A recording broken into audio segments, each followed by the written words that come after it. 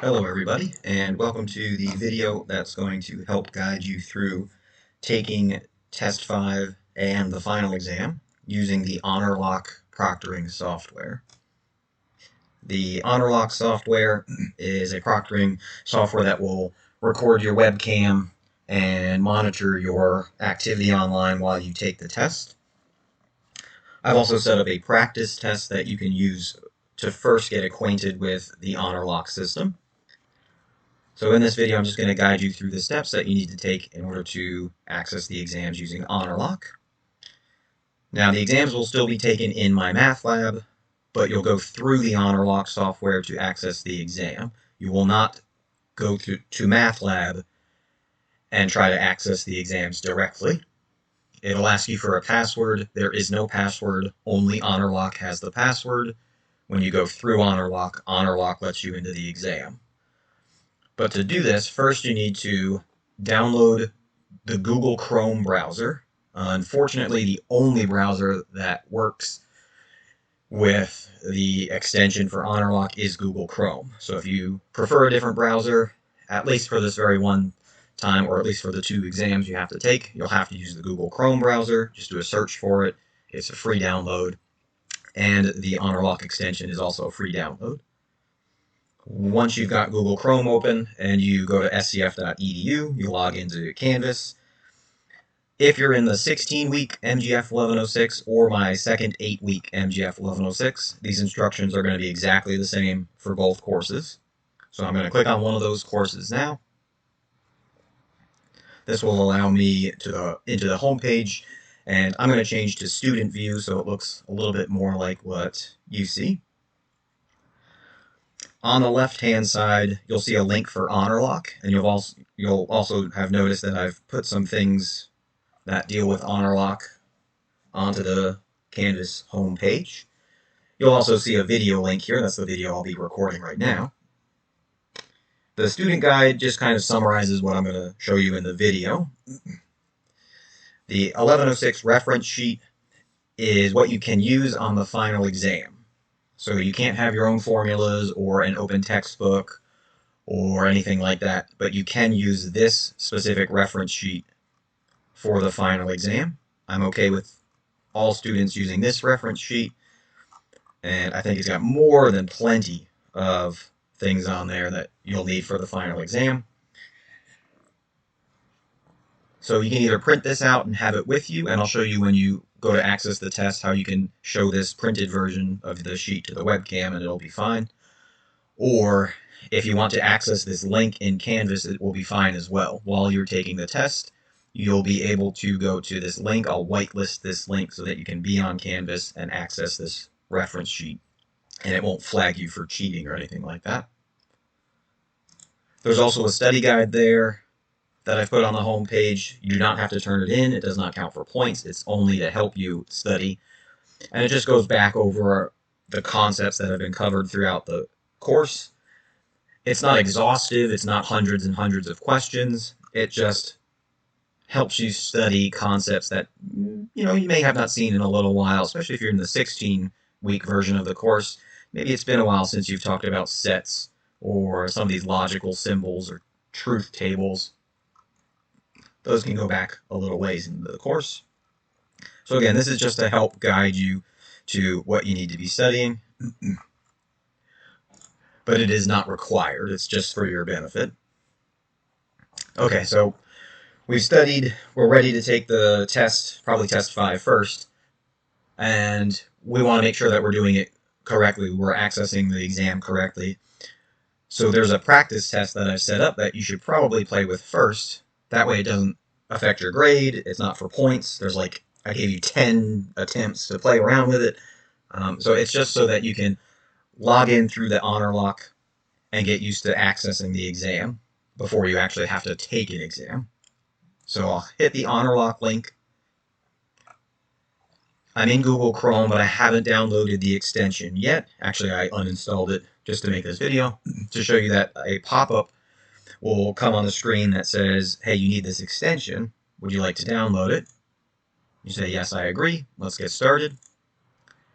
As soon as you're done taking these exams, you can uninstall Honorlock You can uninstall Google Chrome if you don't like using it, but unfortunately we have to use it. That's just what SCF has declared the math department must use for final exams. So I'm going to hit Add to Chrome. Yes, add extension. It'll automatically download the extension and install it. It always asks, would you like to sync it to this email that I've never used in like a dozen years? Nope, I just close that and I close this tab. And when I go back to Canvas, it says, okay, check mark, you've got the extension installed. You're ready to go. There's a practice test waiting for you. Obviously, there will be more exams here, like exam 5 and the final exam, once I have them made. And on the right-hand side, you'll see the launch button. So if you see this, you're good. You've got the extension installed and you're ready to go. So hit launch. And when you're ready to launch your proctoring, what you're going to want to do is, first of all, have your webcam hooked up because it's going to ask you for a picture. The very first thing it will do is say, here is your webcam.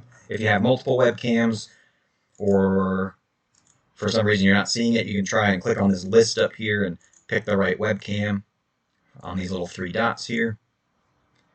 And then whenever you're ready, try and square up. You don't have to be like all the way up close to the camera. It'll say, good job, we detected a face. Then it will ask you for your ID. When you do go to give them an ID, if you use your SCF ID, that's perfect. If you'd rather use like your driver's license because you don't have your SCF ID next to you, that's fine too. You might want to cover up some of the important bits that you don't want going out into the ether, like there's like an address or something you want to cover up first. Use a little post-it note paper to cover it up. This part can be a little tricky. I've had some good success with this, some bad success with this.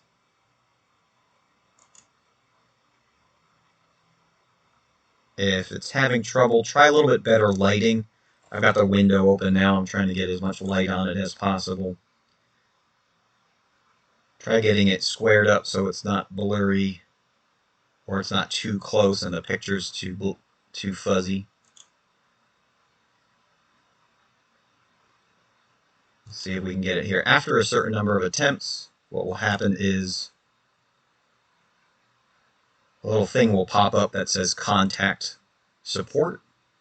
So if you don't get it in the first couple tries, no worry. See, a little button will say, okay, contact support. We're not successful in getting your ID to register. And you can click on that button, or at any time on the bottom right, you can always click on this little purple chat button. And you can put your name in. I'm on test student because I'm in Canvas as just a test student. You can put your school in, start the chat. Someone will be with you shortly to say, hey, what's the issue? And you can say, oh, it's not accepting my ID. Their person will probably say, okay, take another picture of your ID and I can verify it as long as I get a clear picture. Or you can always click on the restart process button here. Sometimes it's just a matter of getting enough light on the ID. So it'll restart the process. So we're back to basically where we started. It'll ask for my picture. So I'll take another picture.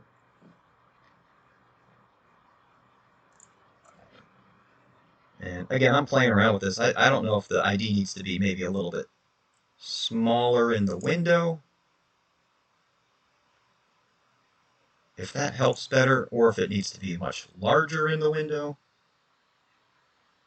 I still don't know the perfect way to get this thing to accept the ID first try. Usually I can get it on about the 4th or 5th try. Maybe we'll angle it a little. Ooh, that glare might hurt though.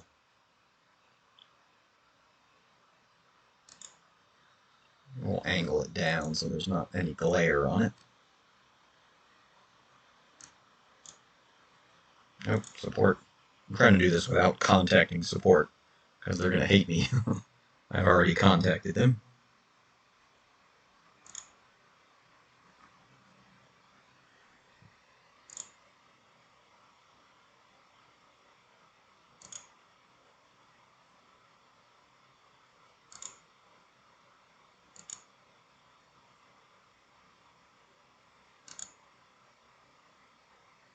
Oh, yeah, that glare is going to kill it.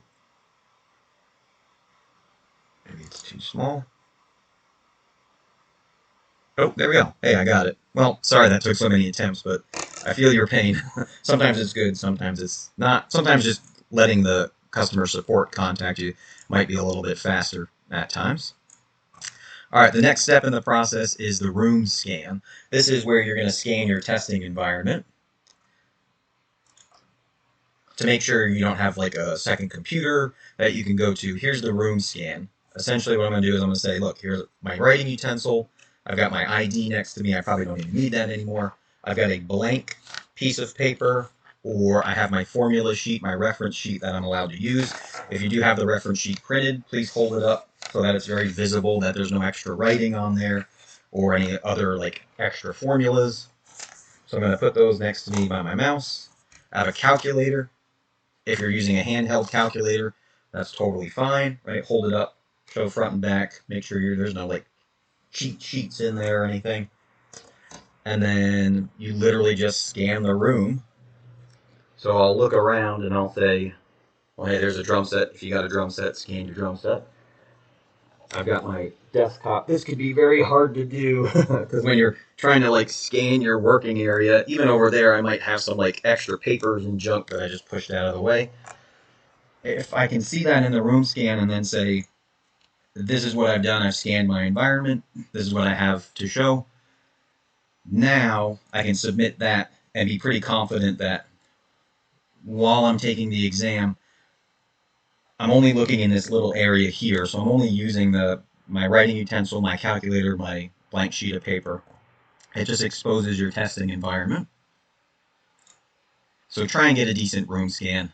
Then you're going to launch your screen recording. Even if you only have one screen to record and not like multiple monitors that you have to pick, even if you only have one screen, you have to click on the screen you want to record and then hit share. So make sure you actually click on this and then hit share. It'll launch your screen recording. And then now I'm ready. I can click to insert password. Again, you do not put in a password. Honorlock has the password and automatically fills it in once you've met all those steps.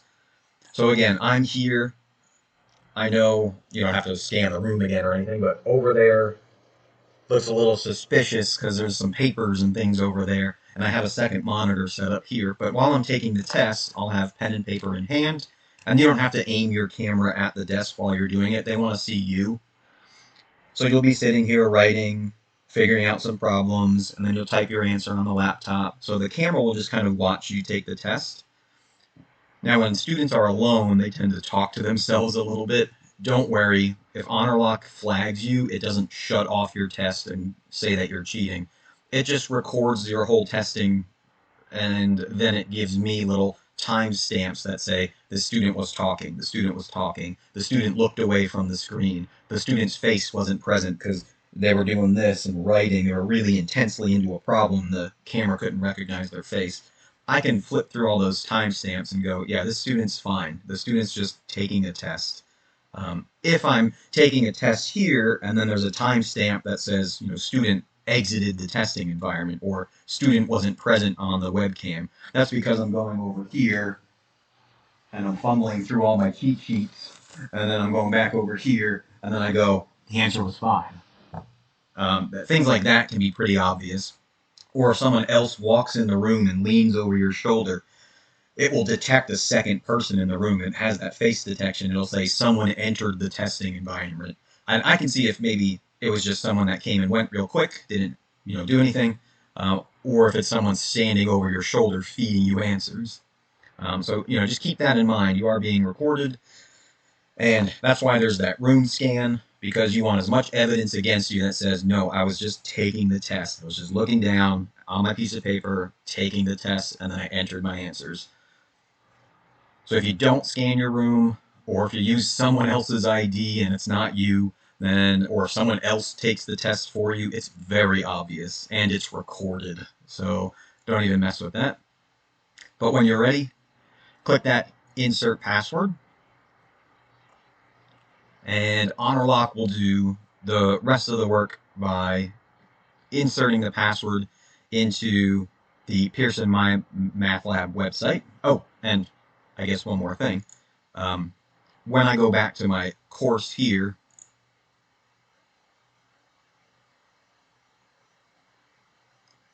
I will have to actually open my Math Lab.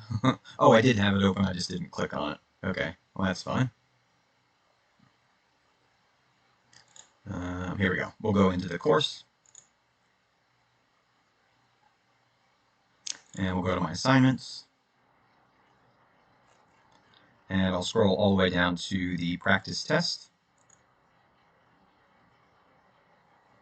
And where it says enter password, okay, this is where you need to actually have Honorlock put in the password. So you don't enter the password, I don't give you a password, Honorlock has the password, and it's going to be really neat because when you click here to enter password, that's going to autofill everything out, and Honorlock's going to say, hey, we put your password in for you, you are good to go.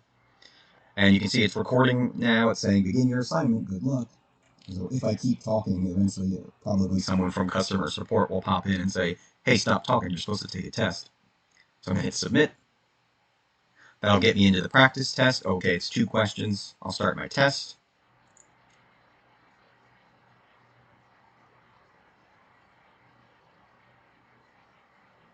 So exam's going. Again, it's just a practice test. And I put 20 minutes on it, so it's more than enough time. Is the set finite or infinite? If I need to, I got my pen. Go to my scrap paper, think my thoughts, do my work. Ultimately, though, it's just like a regular My Math Lab assignment. You don't have to put all your work uploaded into it. You just decide what answer you like, and you'll see some multiple choice. You'll see some that are, true, false. You'll see some enter the number. So you'll see a couple different formats for questions. We'll click on finite.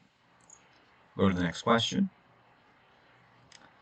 Use the roster form to write down the elements of the following set, or state that it has no elements. Days of the week. Okay, Sunday, Monday, Tuesday, Wednesday, Thursday, Friday, Saturday. Looks good to me.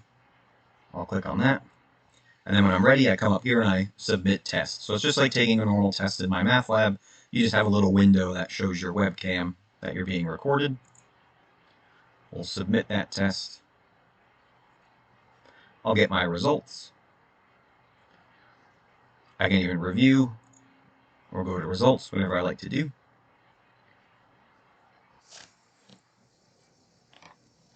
And then once I'm done taking the test and I'm done with my proctoring session, all you have to do is close out of the exam. Once you close out of the exam, it even gives you an option to uninstall Honorlock right there, where it says just close the page, you're done. And what Honorlock will now do is save that recording and upload it to Canvas for me to access so that I can look at your testing and see if there's anything funky going on as far as cheating. Yes, people have been caught cheating using Honorlock.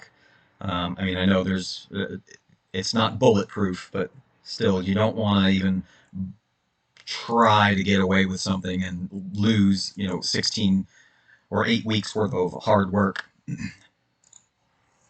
just because you tried to cheat the system in the end.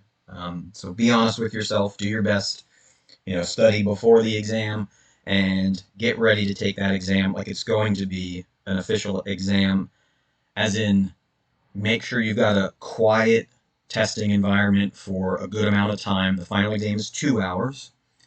You have 90 minutes for test 5.